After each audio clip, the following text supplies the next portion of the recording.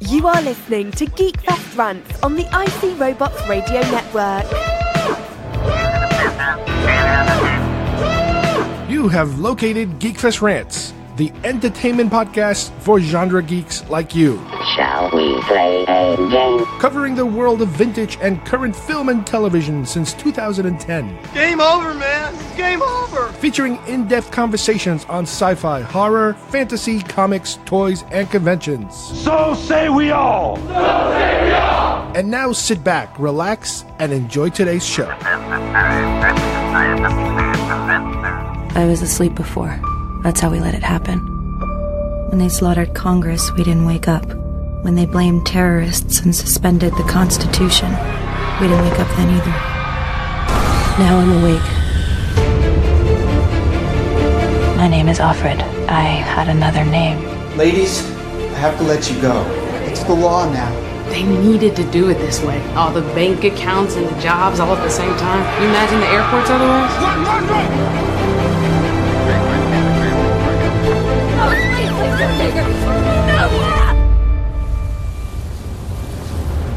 You girls will serve the leaders and their barren wives. You will bear children for them.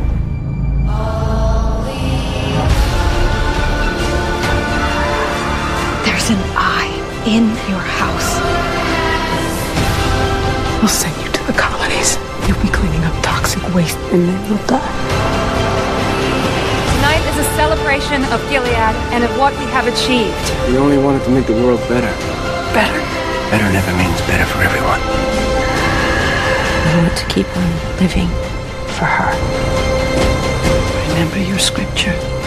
Blessed are the meek. And blessed are those who suffer for the cause of righteousness.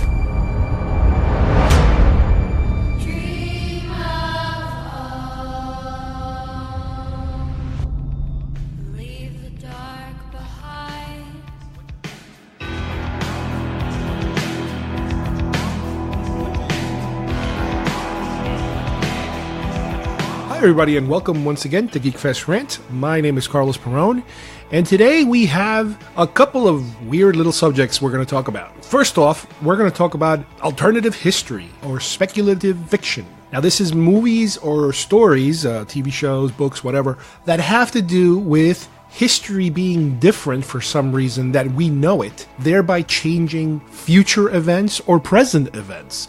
This is happening in many different forms of media.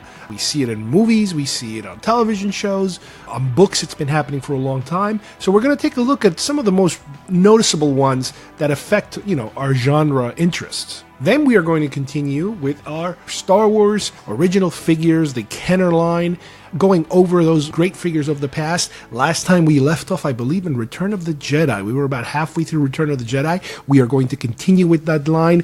We've actually made some new discoveries that we have never even known before that are pretty silly and ridiculous and funny. So I'm sure you're not going to want to miss that.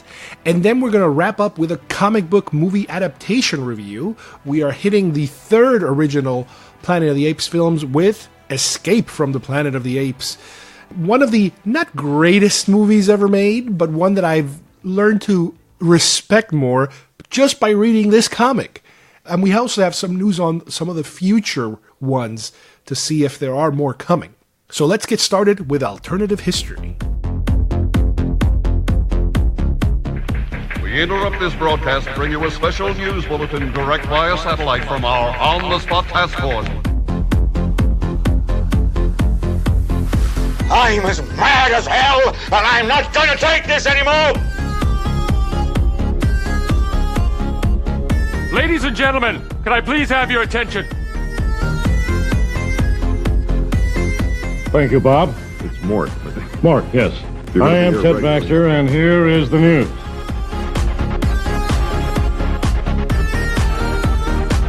Today we're going to talk about a subject in fiction, whether it's written fiction or movie fiction or even television fiction, that sometimes pops up, is a genre that comes up every now and then, and that is alternative history, fictional history, or speculative fiction. This is when you take historic events and change them so that the outcome are different, and now you have a background for whatever your story happens to be at. Most likely, these have to do with some kind of war, most likely World War II a lot of times, ending in a different manner, thereby changing the future. And that's where your story takes place. The reason I bring this up is because we've had a story come up in the last couple of weeks that HBO is planning on doing a series called Confederacy. And it will explore what the country would look like today if the South had won the Civil War. Now, just the news of that has generated quite a bit of flack in terms of outrage from groups not very happy about, how this will take place. In other words, how this will be portrayed.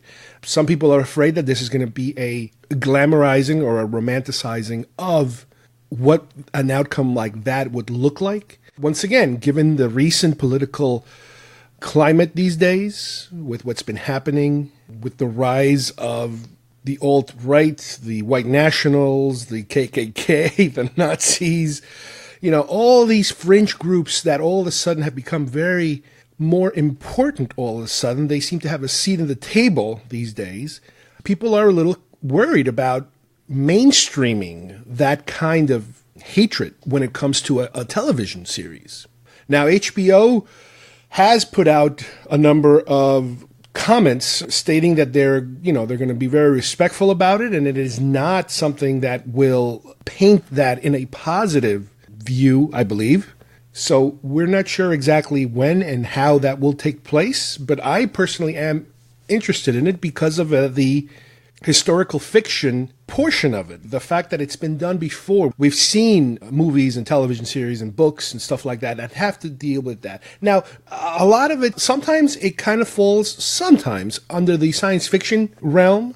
A lot of times it's just speculative fiction. It's alternative. It's different. And I want to go over a couple of the most popular ones that nowadays we might be more familiar with. One that's very, very recent right now that's going on cable is The Man in the High Castle, which is a Philip K. Dick novel originally, same guy that wrote Blade Runner. This deals with what would a post-World War II America look like once the Nazis had taken over, let's say, 2/3 of the country, the east side, the east portion of the country, the middle and east, and the Japanese would have taken over the west side of the country.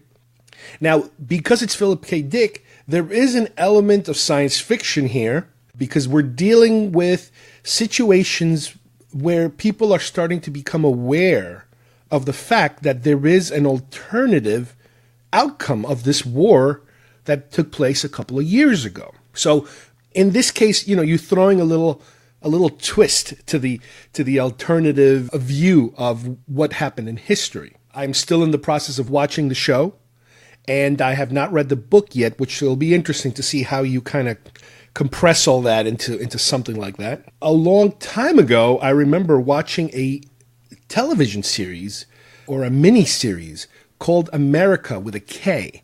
Now, this was part of more like the 80s version of alternative history, and that is what happens to the United States once the Soviet Union takes over.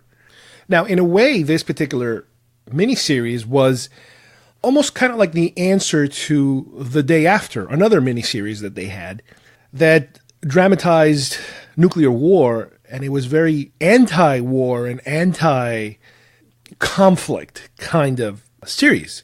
Here, what they did was the opposite, and they gave you a series that gives you a more of a conservative point of view of, if we don't watch out for these bad guys, this is what's going to happen. So it gave you this Soviet takeover of America and how people years later start to kind of wake up to the occupation status that they're under and maybe start to kind of build on some kind of a rebellion eventually taking place.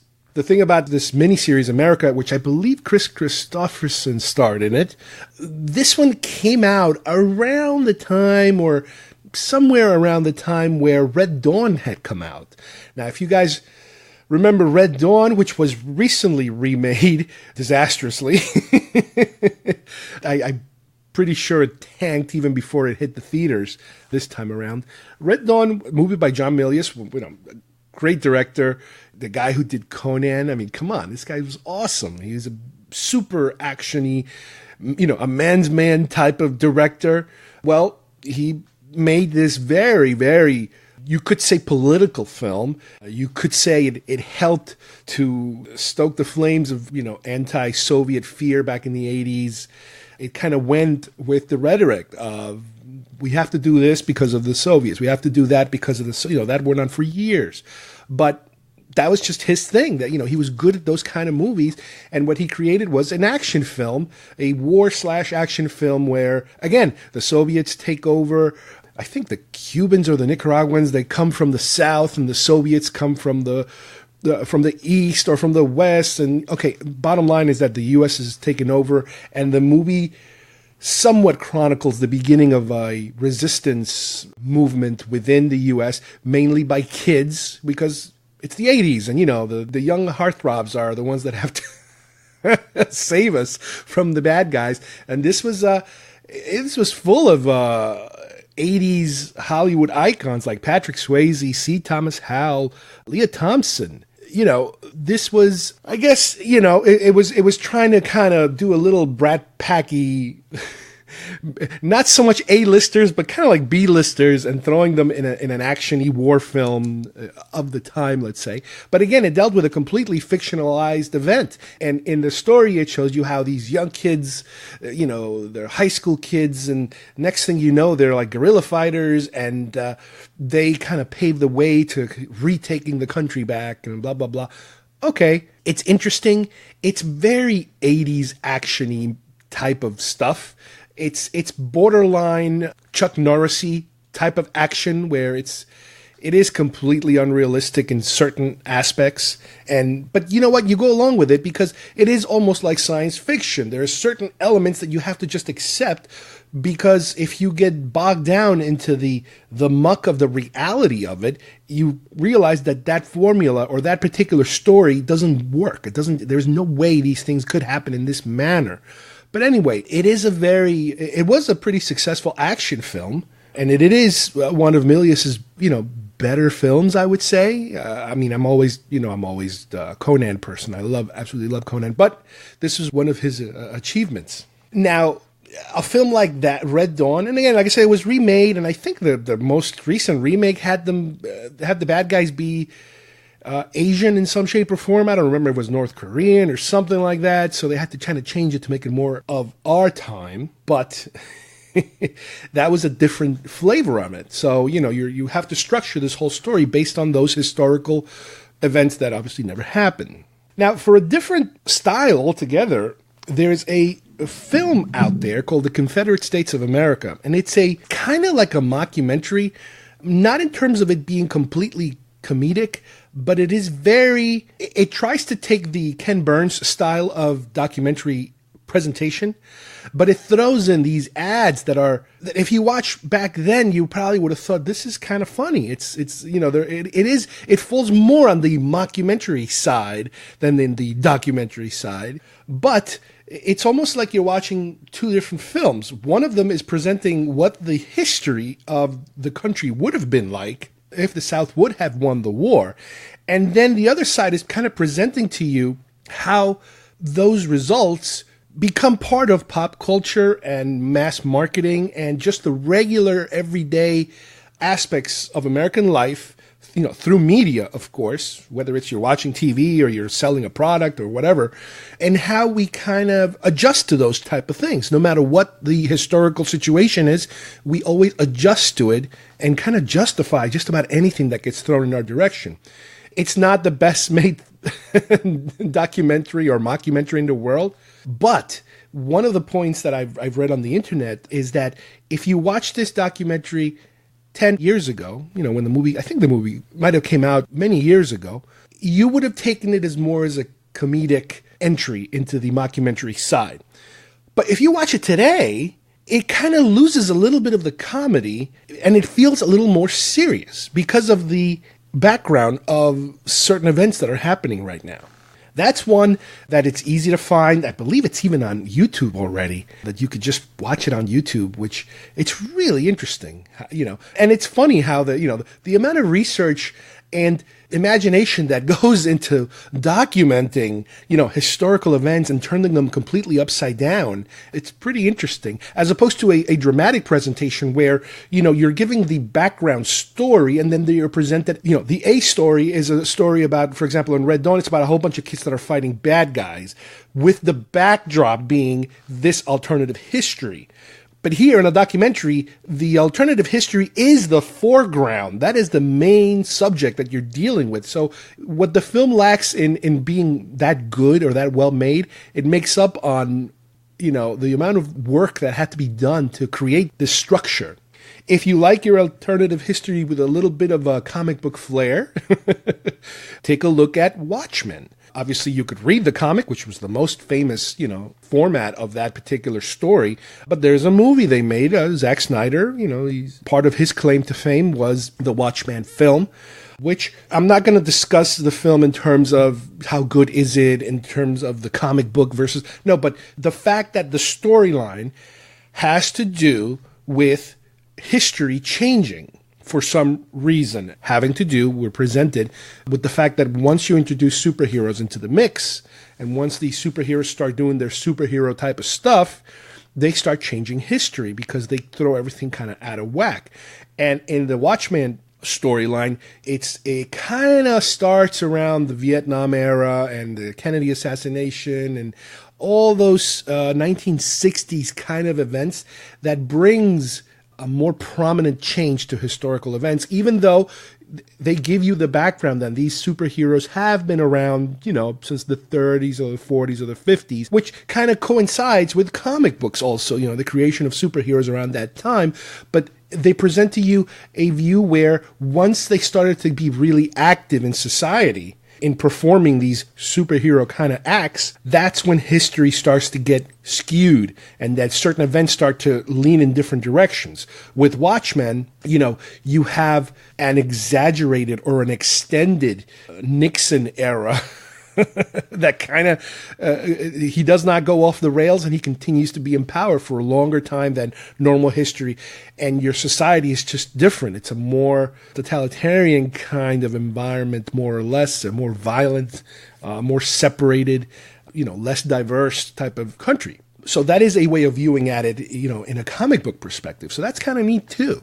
Now, if you go in that direction, and again, sometimes it's so easy to call it science fiction because you kind of deviate. There are many what you could consider post-apocalyptic films that go in a direction of a change in catastrophic or war or something happens that changes society. But that's completely different because a lot of times when you're dealing with a post-apocalyptic scenario, there really is no more history left. In other words, we're mainly talking about a situation where society continues to exist kind of the way it does now, except it has a different bent because of it. It's not like everything just completely collapses and it's Mad Max world that you're dealing with.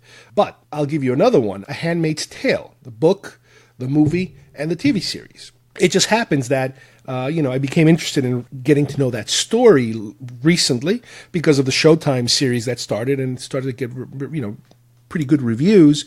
So what I did was, and this is a very unusual situation I find myself in right now, I am currently reading the book. I am halfway through the film, the Robert Duvall film, and I just started watching the series. So I'm in a situation now where I have 3 different mediums, more or less, and I don't know which one I want to get too far on because I don't want to mess up, the other one. So I have to decide, do I continue reading the book? Do I finish the movie or do I go with the series to catch up with everything else? Should I try to drive all of these 3 different trains at the same time? But the reason I mentioned this particular story is because it does deal, once again, with some kind of a political situation stemming from a scientific catastrophic event where women are having trouble conceiving. And that results in political problems having to do with a country like America becoming more totalitarian, more fascist. Women's rights go out the window. The women just become childbearing vessels. It's an extreme, I would say, right-wingy type of scenario of women's rights, let's say. So there you go again. You have another scenario where you are presented with a world that is pretty much like it used to be or it is now, and how it's switched over a matter of years. Because the characters are also old enough to remember what it was like, let's say, 5 years ago, where things had started to change. They went from normal to crazy. And you see that switch, that it's almost like that World War II, rise of Nazism switch, where you have what could be considered a normal society, and all of a sudden there's these rumblings of these other groups that are becoming more powerful, and all of a sudden you're in front of their rifles. So you kind of get to feel that switch over, because in the TV show and in the book too, you do get a little back and forth of what it was like before and what it is like now. So those are pretty interesting examples, I think, of all of this speculative historical fiction and alternative fiction, alternative history, genre of material that's out there. So now you have a couple that you could, research yourself and take a look at.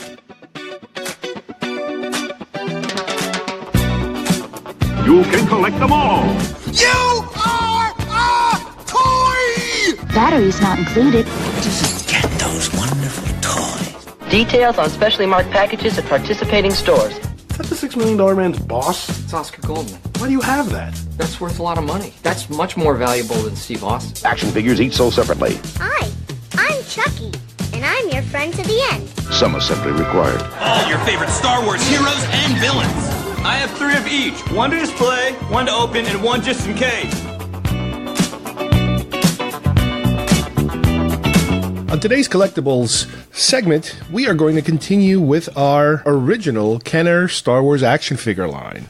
As we left off last time, we were in the beginning of Return of the Jedi, and today we're going to head into the middle of Return of the Jedi. The year is still 1983.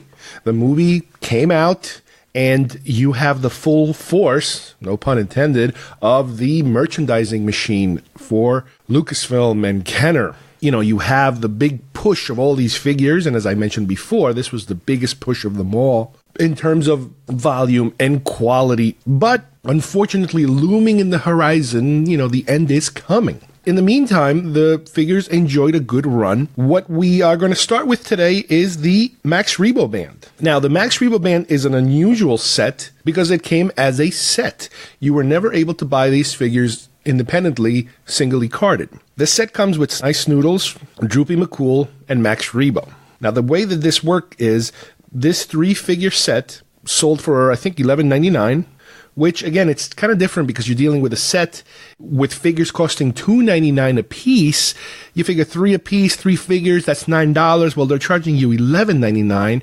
So where are you getting those extra $3 worth, of something? Well, what's cool about this set is that it comes with super cool accessories. And this is where you get your money's worth. Droopy McCool, who's the kind of like the very bloated looking individual, very light skin. You can't even see his eyes. He has a huge nose and a mouth, and he plays a flute. Well, he comes with a flute, and he comes with a microphone.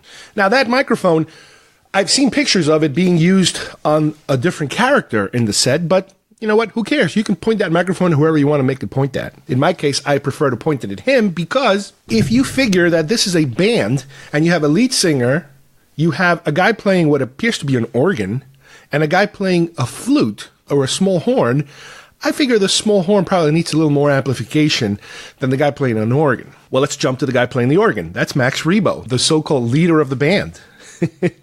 Now, this is the character that could best be described as the blue elephant-looking guy. And like I said, he comes with an organ. The organ is great. It's a greatly manufactured, detailed accessory, well worth, the extra money that this set costs. He sits in the middle of this organ. You can place him right in the middle. And, he's playing the organ with his hands. It's really cool the way they made it. It's again, for 1983, this is a great accessory. And like I mentioned before, I've seen pictures where that long extended microphone that I prefer to put on Droopy McCool goes with the Max Rebo character. Now, the figure itself, you got to keep in mind, we never really seen below the waist of what Max Rebo looks like, because in the movie, you just kind of see him, he's kind of sitting inside this organ, so you never got to see the bottom. Obviously, the bottom was probably all hollowed out because it's a puppet, so I imagine there was a guy just standing there, playing playing it, wearing, I don't know, shorts or jeans or something underneath. But here we get what he appears to be wearing a giant diaper. That's the best way to describe it.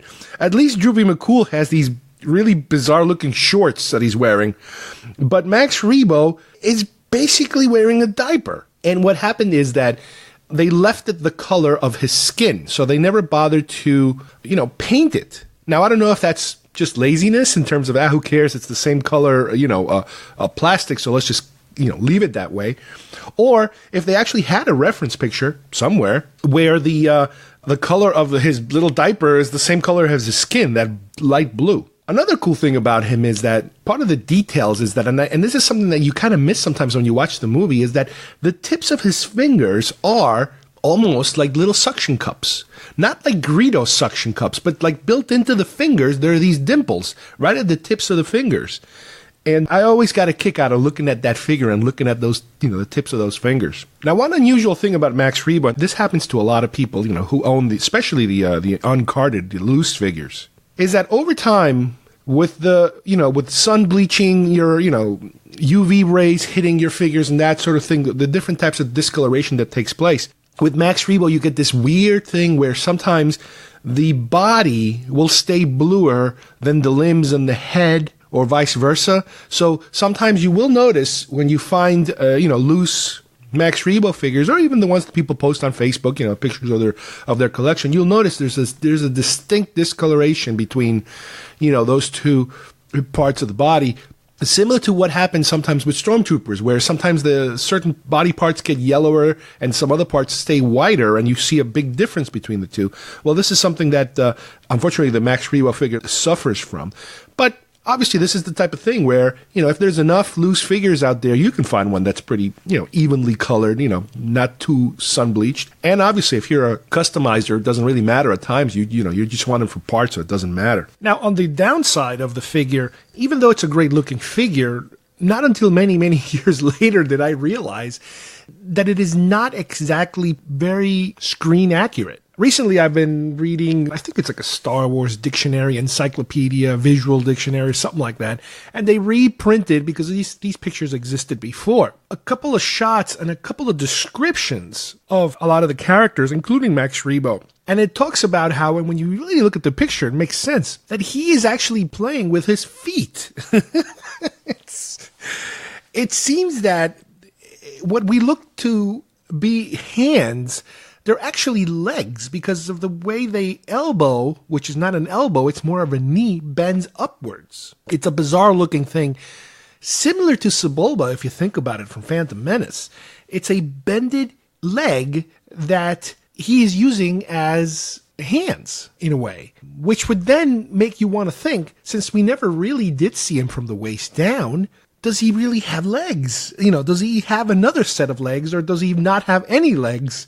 I mean, we never really got to see the diaper, but it's, you start to think, wait a minute, is this accurate? Could this figure be completely wrong?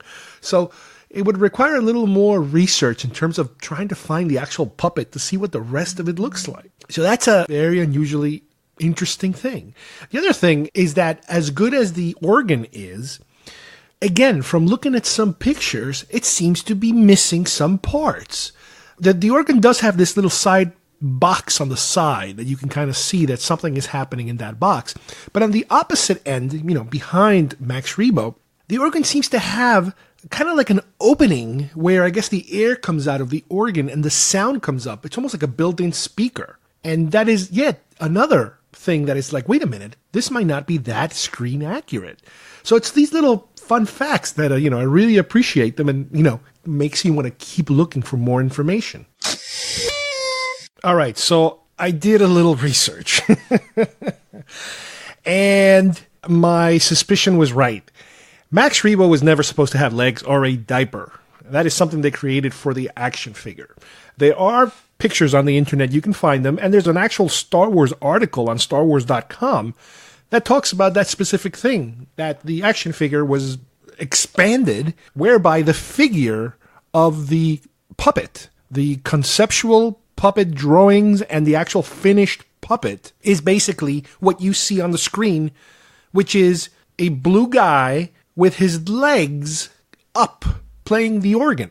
There are no legs. There are no secondary set of legs. There are no arms. He is playing with his legs. You know, there is no diaper, even though theoretically he is kind of sitting there naked if you think about it, because if you look at the rear of the puppet, you could see the puppet butt. If you so yeah, he is playing, this device with his legs, kind of like Sebulba walked around. And in the costume, the way that they figured it out, how to puppeteer, how to control the puppet, apparently, yeah, they did have 1 or 2 operators inside the puppet. But they were not, there was no second section of the costume. It was basically what you saw on screen. That was it. There's nothing hiding beneath. So this is an interesting little tidbit of why the action figure wears a diaper and why is it so wrong.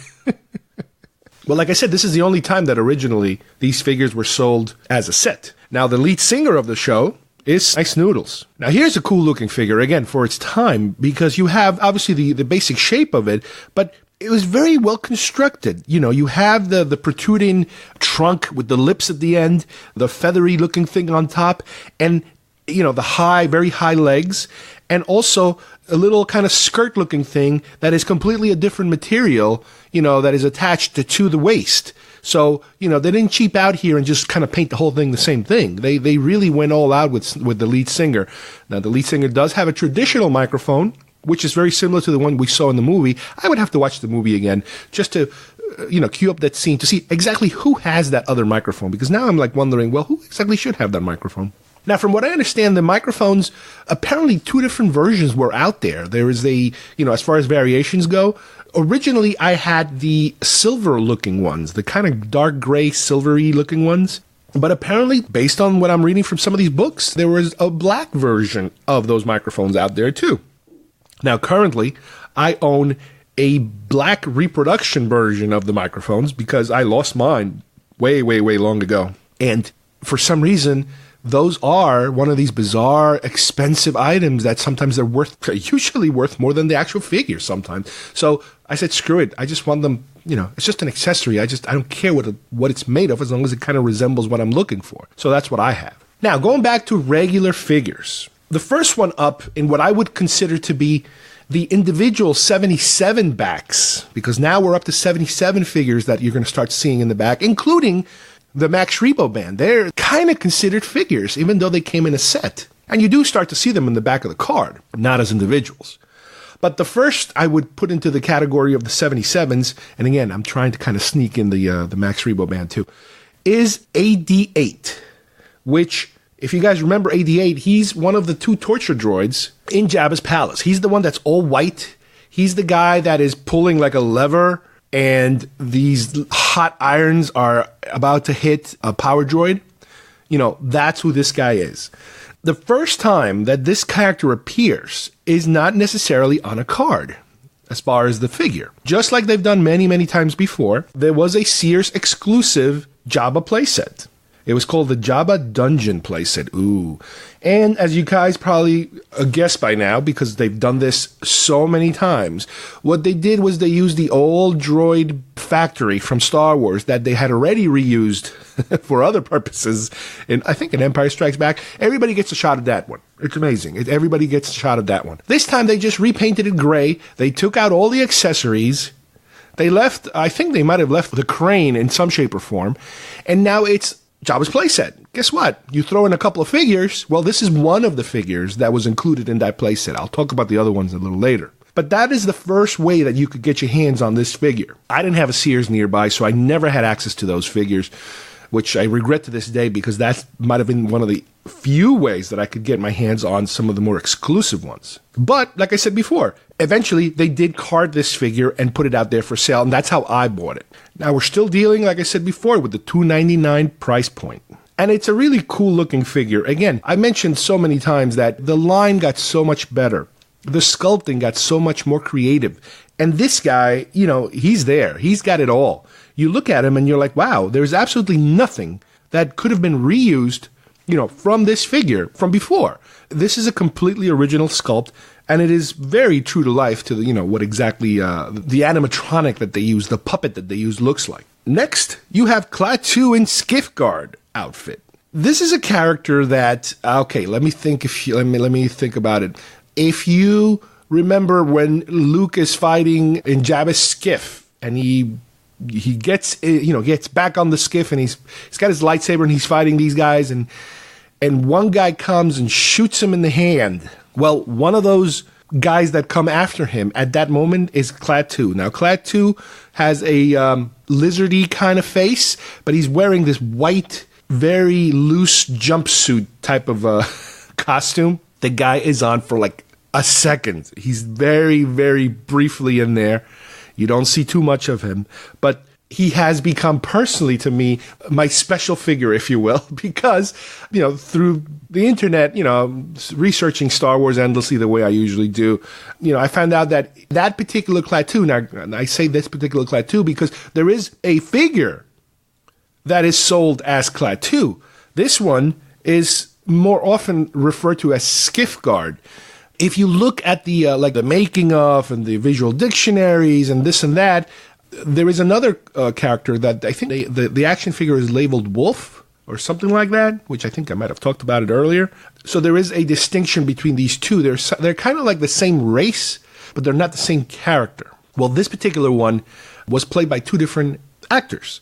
The one that played him in that costume inside Jabba's palace, which was shot in England, is different than the one that played him in Arizona, where they shot the outdoor skiff battles. That's played by another actor. And the one that's shot outdoors, the one from Arizona, is the one that I'm always, chasing around and reading interviews, because that guy is Corey D. Williams, Billy D. Williams' son, which had done a little bit of a cameo, I guess, a bit part, if you will. He did some body double shots of Lando hanging from the damaged smaller skiff, and he also did the costume Klaatu, the one that I'm just talking about right now.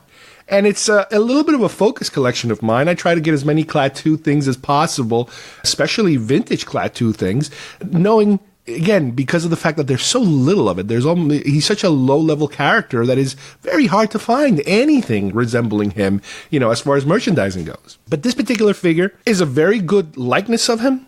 I actually made a custom version of him a while back, which is, what I did is I took off his head and I took off his hands, and I re-glued and added a Lando head, Lando hands, because there is a picture of Corey D. Williams, without his mask and without his gloves. And you can see him, he kind of, he looks like his father a little bit.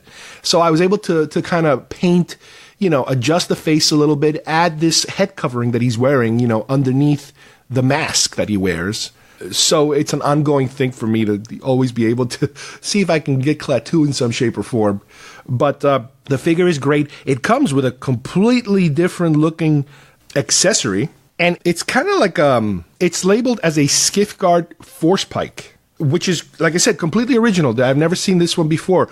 Up to now, all of Jabba's thugs have the vibro blade type of staff that they're holding, but this one's completely different. Don't ask me how it works. I couldn't tell you because I'm not sure exactly what it does. It's one of these things in the film that looks interesting, but you never got to see the futuristic sci-fi part of it. Just like the Gamorrean Guard has this huge axe, and it is called a vibro axe, I believe. But we don't know what the vibro part means. There is some futuristic aspect of it, I guess.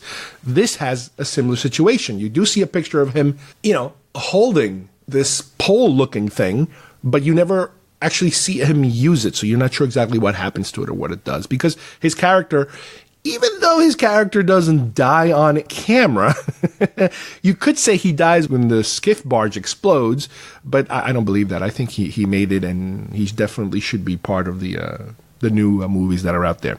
But I digress. Again, cool looking figure, great looking figure. It's a great addition for, I don't want to call it army building, because Jabba's thugs is not really an army where you can just buy the same character, 10 times and now you got an army.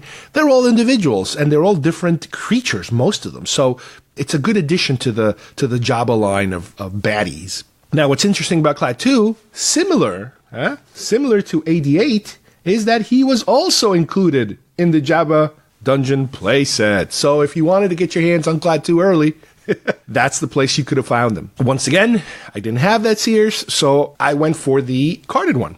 And as a matter of fact, he is the only carded figure that I currently own. Not original in terms of, my original purchase. I open everything. When I bought my stuff, I played with it. I did everything, right there on the spot. But over the last couple of years, I had the opportunity to buy a carded figure from the Return of the Jedi line, and that's the one I picked. I'm like, well, you know what? I want to own a carded figure just for the sake of having it, just for the sake of being able to own an actual carded figure. And because he is such an obscure character that most people really don't care about, everybody wants the hero or the shiny robot or the main bad guy. He is kind of like a background character, but to me, he's very special. So I have him. I'm looking at him right now. He's on the bubble and everything, and he's minty fresh, if that were ever to be opened. Up next, you have Nikto. Nikto, well, here we go again. Nikto is another one of Jabba's henchmen. And before I forget, I'm going to mention it as usual. He's another Sears exclusive from Jabba's playset. Once again, this one, if you got that playset, you were able to preview and get 3 fast figures, without having to wait for the carded ones. Another different type of creature. He's part of the Klaatu Barada Nikto.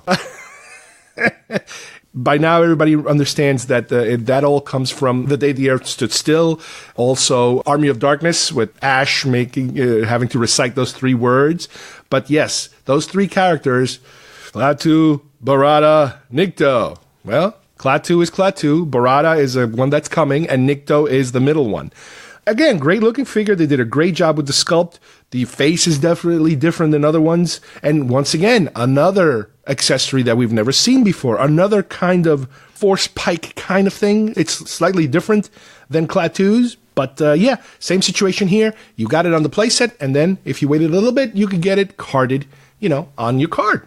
And his accessory is called a Skiffguard Battle Staff. Battle Staff. Ooh, wow, that's interesting. And that wraps up 1983. The year ended. The movie was a huge hit, but the toys keep coming. And as I mentioned before, the line will then start to suffer because there is no Star Wars in the horizon. So sooner or later, they got to figure something out or what to do about, getting more material out there.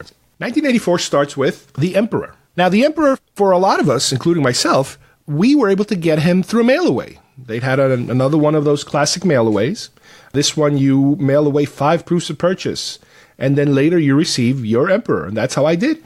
I got my Emperor, which is technically the beginning of the second wave of Return of the Jedi figures. Came in a little white box with a little catalog, as they usually do. The figure's in a little baggie. You open it, and it has the accessory. The accessory is the cane.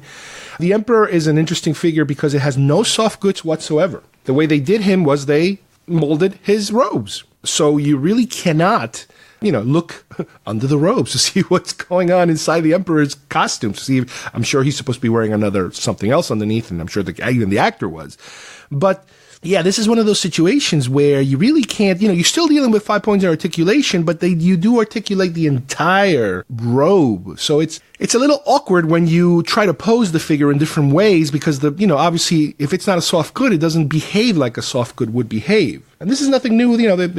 Obi-Wan Kenobi is covered in soft goods, but only the vinyl cape is the only thing they gave him as a soft good, but it's not really a soft good, it's vinyl. But the rest of it, they molded robes on him, but this is a case where, yeah.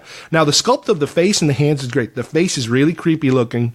They did an excellent job. And in a way, by keeping it molded, you kind of say, well, you know what? Then you kind of keep the intention of what the robes are supposed to look like. The cane is also, it's a black cane, very ugly looking cane, kind of like, like it's supposed to. The only complaint I have about the figure is that his robes are supposed to be black. But here they made him like a dark gray. Now, I'm not sure why. I don't know if black is a problem. I don't know if black didn't work out too good. It didn't look right. But I think I would have preferred a darker gray or black because it's a little closer to the color. His flesh tones are really good. They're very like a light gray bordering on green almost because, the Emperor does have that kind of disgusting flesh color on him. He's supposed to look very old and weird. But yeah, this is another figure that eventually, afterwards, it came out in a card, so you were able to get him in that manner. All right, up next we have the ATST driver. This is a cool little figure that, once again, we're dealing with a completely different sculpt as far as the uniform goes. The head, the helmet, the whole thing is brand new. And as I mentioned in the past about how these things kept improving, he gets a brand new gun. He gets this new laser pistol. Now, granted, we don't see this pistol in the movie, but they do have to give him an accessory. So that's the one they pick, is this brand new one that we will see throughout other figures in the Jedi line. One interesting tidbit about this character is that in the movie, when we actually do see this character inside the ATSTs, they were portrayed, the two that we do see, by Richard Marquand and Robert Watts, the director and one of the producers of the film, and that's where they made their little cameos. Now, I can't tell you which of the two characters this one represents. This is obviously a generic driver, but I do know that, for example, in the future Kenner Hasbro lines, when they re-release these figures, they did include a small picture of Richard Marquand as the character. So it's funny how that kind of worked its way into the future lines. But this original Kenner one is really cool. The action figure itself is ripe for customizing. You can take the body, for example, and do a couple of things with it. You can swap out heads and give him like an Imperial officer head. So you now have an Imperial, kind of like a ground crew worker. You have this nice, very light gray uniform that you could use on him. You could also swap out the head and put a Han Solo head on him from the sequence where he's pretending to be the driver, talking, to the bunker to have them open the doors. And you could even carve out the helmet if you want, have him hold the helmet, or even wear the helmet. That's fine. You could do either one of those. It works either way. Then we have the B-Wing pilot.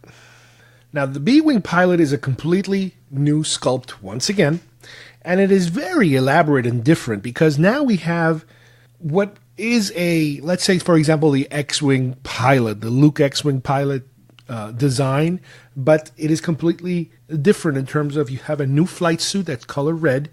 You have a new vest that has all kinds of silver attachments to it. It's a black vest, like a flak jacket type of thing. And the helmet is something we have never seen before in an action figure, is this kind of a dual-sided helmet with the soft top and the chin strap. Again, this is from the film. This is what the B-Wings, those large X-shape rebel ships are. Well, here's the driver for it.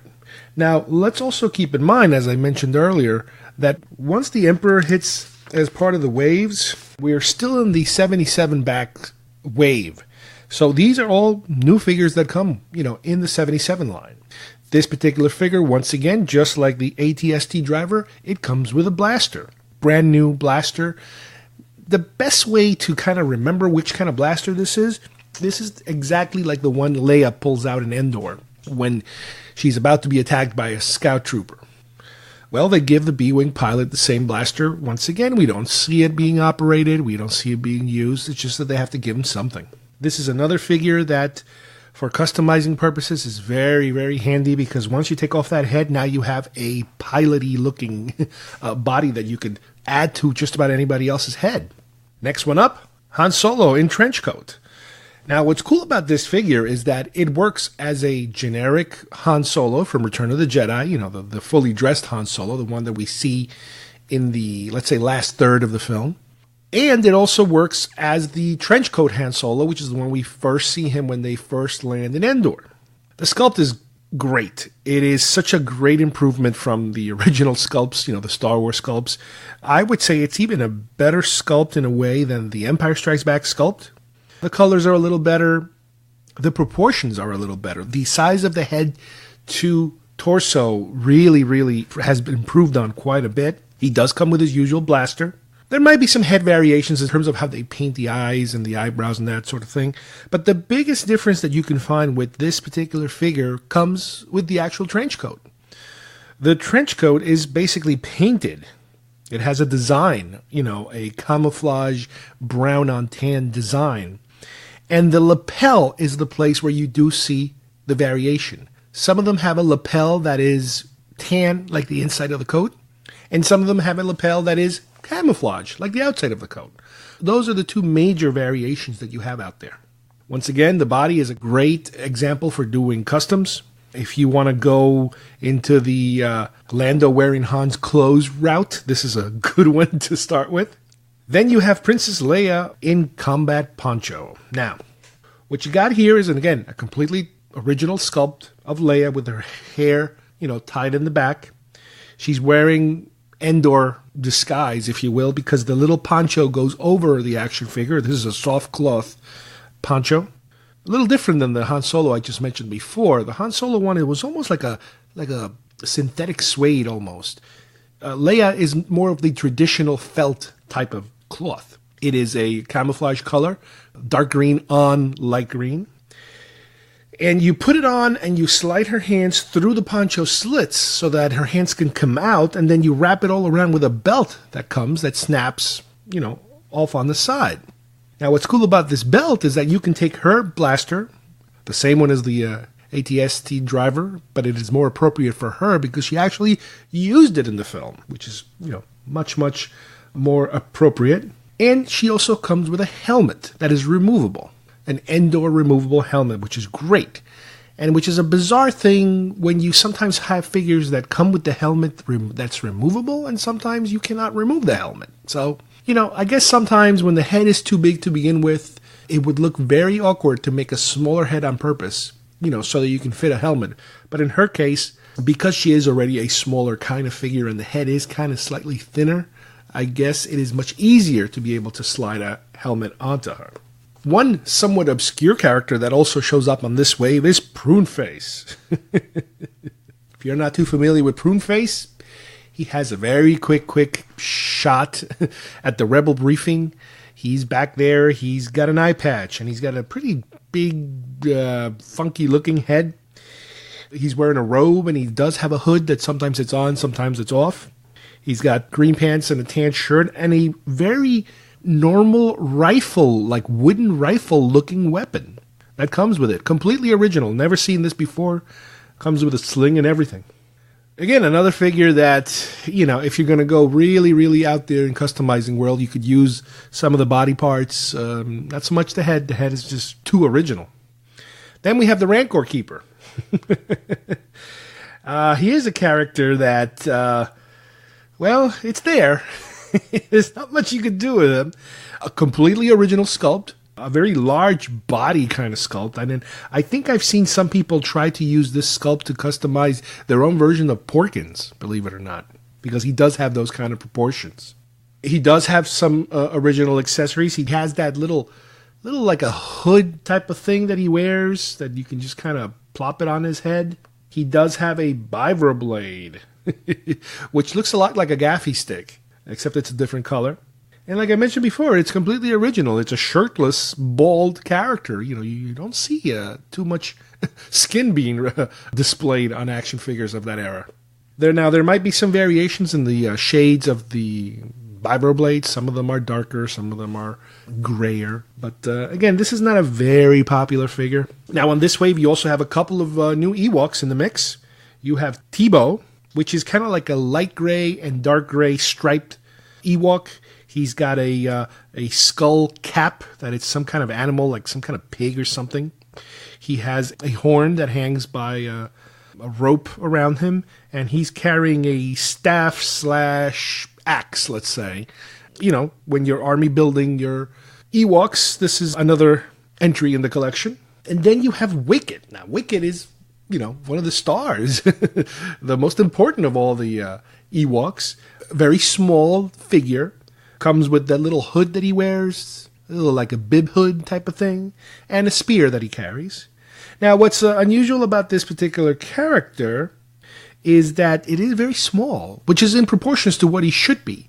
And this is where things get a little dicey sometimes with action figures, and that is that even though we're still sticking to the $299 price range, it is kind of a lot to pay for a figure that tiny. So in the future, I know what they did was sometimes when you had smaller figures, they would pair them up with something else. This way you kind of feel like you're getting your money's worth. But that is something that back then they really didn't do, at that point.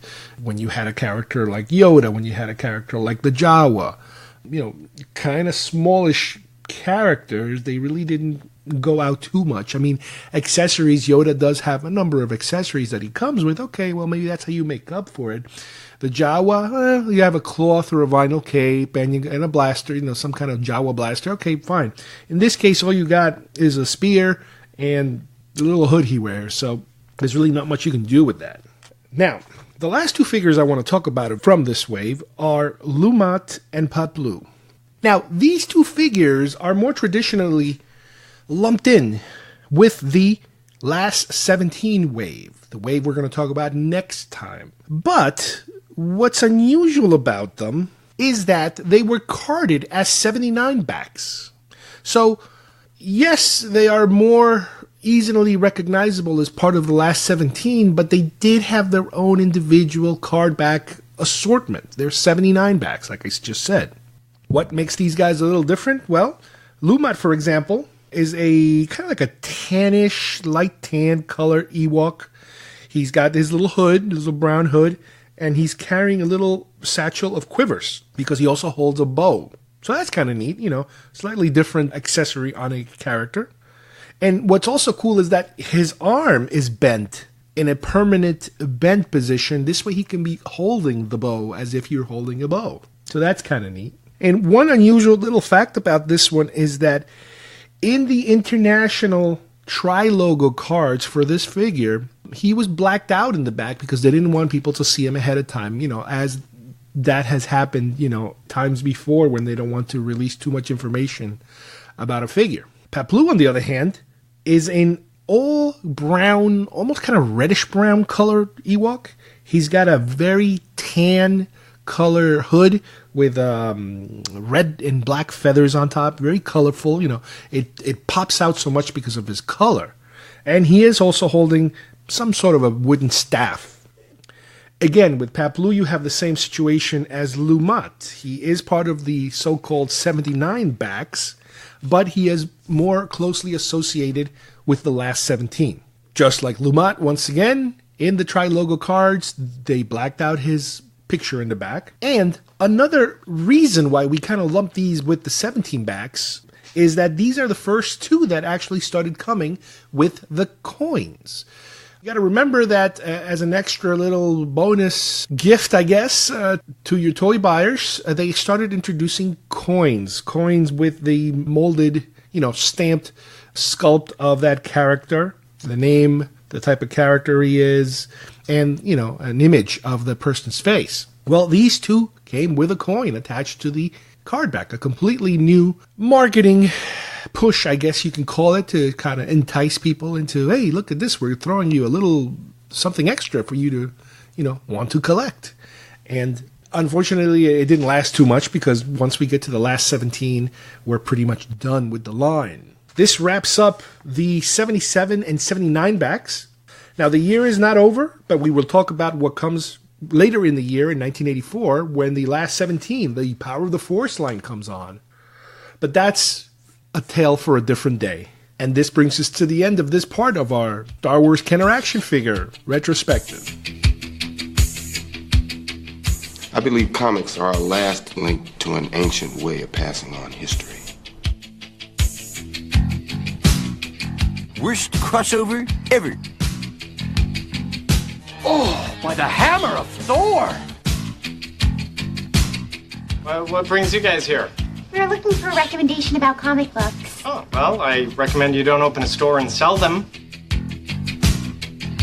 My spidey sense is tingling.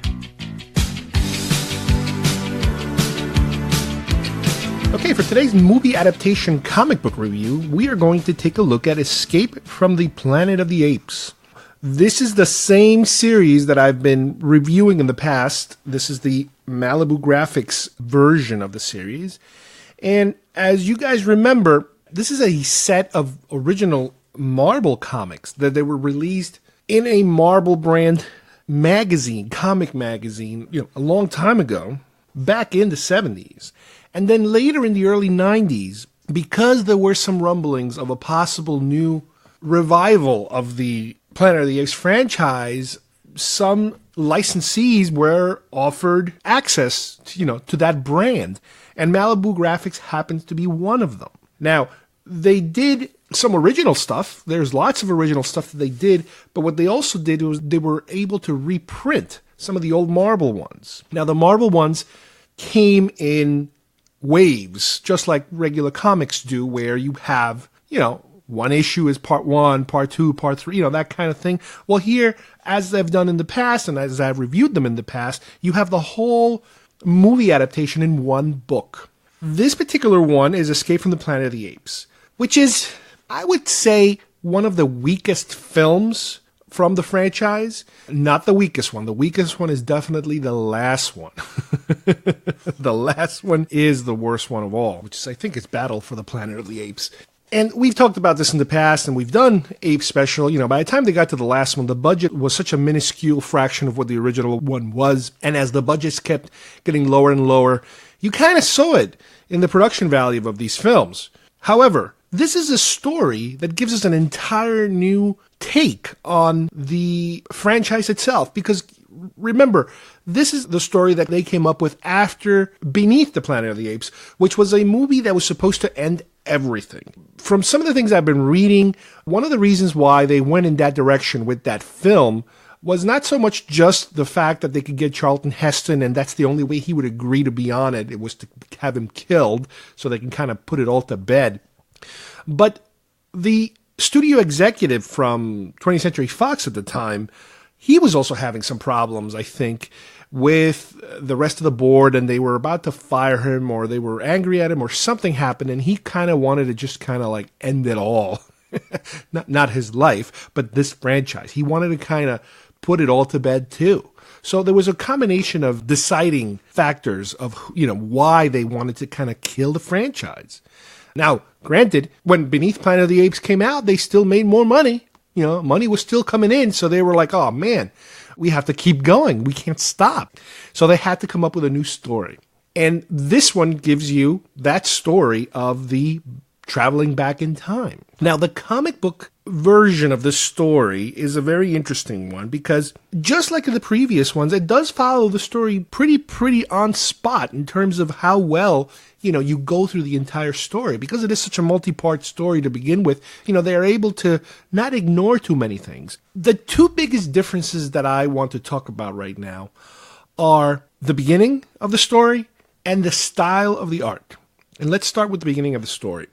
The beginning of the story has a lot, and I mean a lot, of panels devoted to not only the ship taking off from the Planet of the Apes, but the astronauts, or the apenauts as they called them, being inside the capsule and being able to, hit some buttons and they're watching the Earth and they see this whole explosion take place and the Earth actually exploding, and much like you would see in a more modern sci-fi film where you actually can see an actual planet explode. Something like Star Wars, for example, that kind of a detail. It's like, wow, that's amazing. And how the explosion kind of knocks their ship out of the way and the ship goes spinning and they are losing control of the ship. And, as they slowly start to regain control, by no means of their own, they're just kind of there for the ride, more or less. They kind of see how the date starts to change and they go from the year 3,950 something, all of a sudden the number starts to flip as they seem to be traveling to some weird space wave or something, and the year changing to 1975. And once again, we get shots of the ship. And we go through the entire procedure of, U.S. government being able to detect the ship from far away, and they're going to rescue it because it appears to be an American ship, and blah, blah, blah. Now, right off the beginning, not only right off the beginning, but as they're pulling the ship out of the water, and as we've seen it before, the ship resembles nothing like what we had seen in the movie. For some reason, they decided on this comic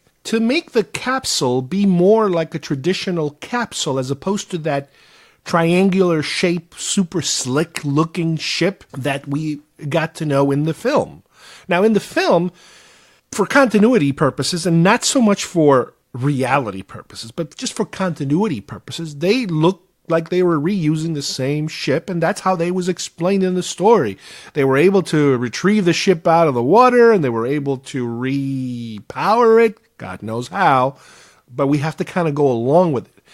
And they were able to launch, don't know how, go along with it, and, all the other events that happen in the movie that make the ship go back in time, that part of the movie is something that we kind of, like I said, you got to go with it, because the whole movie falls apart if you don't get past that point. Explaining the MacGuffin of time travel is very difficult, in most films, and this one is even harder than all. But I still do not understand how or why they did not maintain continuity with the look. Like I said before, you look at the ship, and it's a cylindrical looking, capsule rocket type of launch, which, what are you going to do? You just cannot wrap your mind around the fact that they went in a different direction. Now, I know that at times, when you don't have the rights to an actor's likenesses, and this used to happen in the past, and this still happens today sometimes, everything depends on contracts. You cannot replicate their face. And this was more important on the last two comics that I reviewed, because somebody like Charlton Heston, he was a megastar, and his face was his face. And when you read these previous comics, not only him, but the guy who played Brent, Franciscus, the drawings, the art that they were using in those comics, they were obviously trying to look different. Because I assume they didn't have the rights, to those actors. They couldn't just use them. They had the rights to the characters, but they didn't have rights to the actors. Now, I'm wondering, is that possible that you also don't have rights to certain models? That makes absolutely no sense. If there's one thing you have the rights to is the story and the elements of the story, and usually the people, the actors are the hardest ones to, being able to get the rights to. But I guess I will never know. Why did they decide to go with a completely looking ship? I don't know. I absolutely love the original ship. I love the design. I know it's probably not accurate in terms of, scientifically prudent design, but it's just a cool looking ship. And when you have these kind of movies, when you're dealing in the world of science fiction, coolness will always be more important than the science. I mean, a lot of these things don't make sense a lot of times, but it has to look good. This is a visual medium, so it has to look good. If you don't care about it looking good, then turn it into a radio play. All you have to go is just talk about it. You don't even have to back up anything with any sort of visuals. But in this particular case, for some reason, they went in that direction. The other thing I wanted to talk about was the art. Because, like I said before, the story is pretty faithful to what we saw on the movie. The art here, I don't understand it. And by that I mean, there are drawings here. And let me give you the names of the artists, because I guess they had to kind of change artists depending on which, book they were doing. The illustrator is named Rico Rival. Now, I'm not familiar with his name. I don't know what else he's done. But what I find unusual about his style is that there are so many sections here, especially in the beginning, when the army is all flustered about the apes, first being discovered, that to me, the style of the art, it almost looks like Mad Magazine. How over dramatic people's reactions are, how sometimes even slightly out of proportion, the head is to the body, let's say. With the apes, it's a little difficult because with the apes, you don't have, in the movie, you didn't have too much expressions that you could do with those masks they were wearing. There's a few things they could do. But I find it that with drawings, it's even more difficult sometimes to kind of give them facial expressions. And this is a film that is super heavy with, ape art. The first two films, there's a lot of human, story development that has to do, in the first film and even in the second film.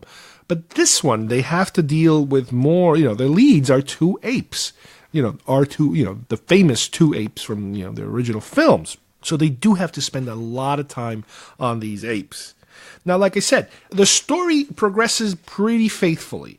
And what's interesting about it is that I think I kind of appreciate the story more in this comic book form because it is so much clearer how this movie or this story sets up the following one, which is one of my favorite ones, altogether. I absolutely love the one that comes next, which is Conquest for the Planet of the Apes. Now, unfortunately, unless I get my hands on the original Marvel ones, I'm not going to be able to review Conquest. Because from what I understand, Malibu Graphics kind of lost the license or kind of gave up on it or something. I don't know. Right around the time after they made this particular version. So at some point, the company stopped making them. Not only did they stop their original line of stories, but they also stopped these adaptations. And they never got to do the compilations for Conquest and Battle. Now, Battle, I really don't care that much, to tell you the truth. But as a somewhat of a completist collector, I would like to be able to have that. But I'm more interested in Conquest. I mean, that is, again, like I said, it's one of my favorite ones. I would say it's probably my second favorite one. The original is the classic. You cannot get away from the original. My second favorite one is Conquest. My third, I would say it's Beneath. My fourth is Escape. And my last one is Battle. But unfortunately, like I said, because they never turned them into these compilations after Escape, the only way to get my hands on these original ones would have to be the original Marvel ones, which is, I think it's, I don't know, if maybe it's 4, 5, or 6 issues. And right now, for whatever reason, I guess they're just so rare that, even on eBay, they're too expensive to get the entire set that makes up all of Conquest for the Planet of the Apes. So what I would say is, again, if you're an Apes fan, you should be very well familiar with these.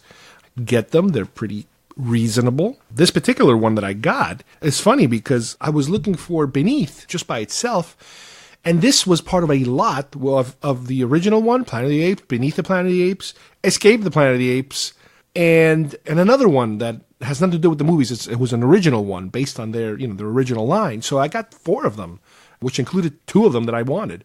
But again, once I started researching a little more, hey, is there a Conquest somewhere? I'd love to read Conquest. Unfortunately not. It's not there.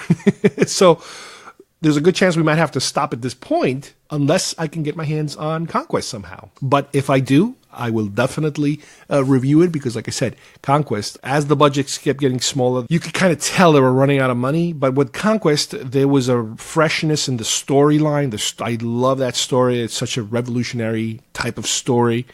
And I appreciate Escape from the Planet of the Apes a lot more now because it lays the groundwork for Conquest in a much bigger manner. Well, I hope you guys enjoyed today's show. We did the alternative history segment, which got us, slightly back in time into some of these other films we used to watch and television shows and TV movies and even some of the older books that a lot of the stuff is based on, and how it seems to continue as a very prominent piece of genre, in the type of stuff that we're interested in. And also Star Wars action figures. We continue once again. We only have, I think, maybe 1 more, maybe 2. Maybe I can squeeze 2 more out of our old Kenner action figures and the history and reviewing them and how cool they are. And our latest entry in the Planet of the Apes comic book movie adaptations with Escape from the Planet of the Apes. I hope we'll have some more in the future because it is fun to revisit any type of ape-related material.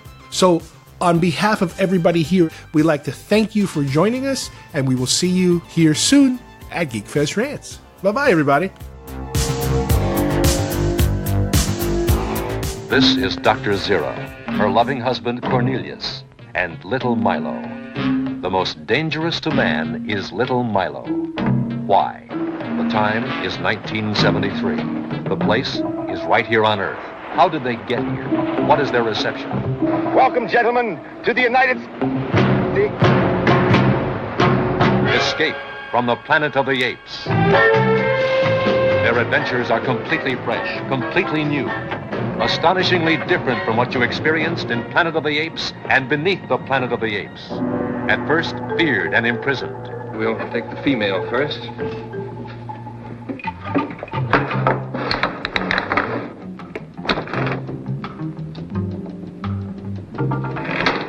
Well, she seems to be pretty smart. All right, we'll go for the banana. But why doesn't she take it? Because I loathe bananas. I don't believe it. Zira, are you mad? Till we know who our friends are and who our enemies... And how in the name of God are we to know that unless we communicate? We can speak, so I spoke.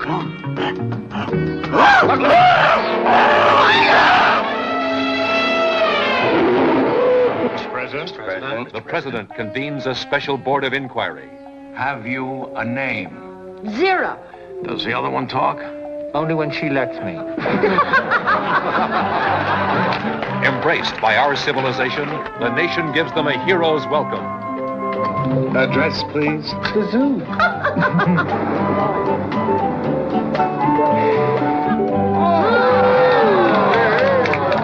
What is it? Well, it's sort of like grape juice plus. How is that? Very wet. It's certainly the most incredible story this reporter has ever covered. And you share the impact of every incredible moment. Must have been the shock.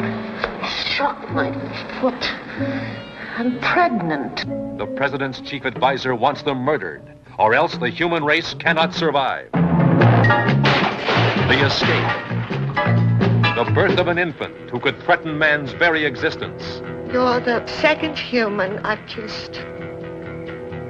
You are the first. The relentless chase.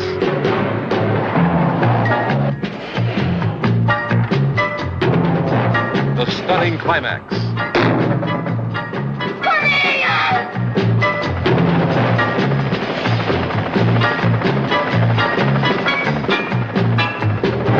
Zira, I want that baby.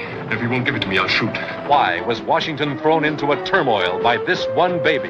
Stop him! Escape from the Planet of the Apes.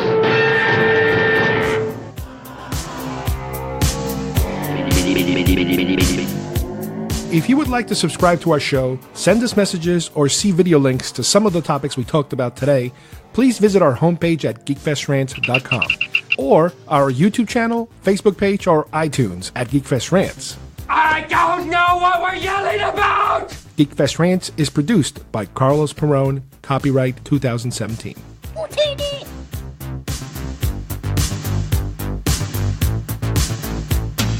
This broadcast is part of the IC Robots Radio Network. Visit icrobots.com for this and many other nerd/nostalgia related podcasts. You won't be sorry for long.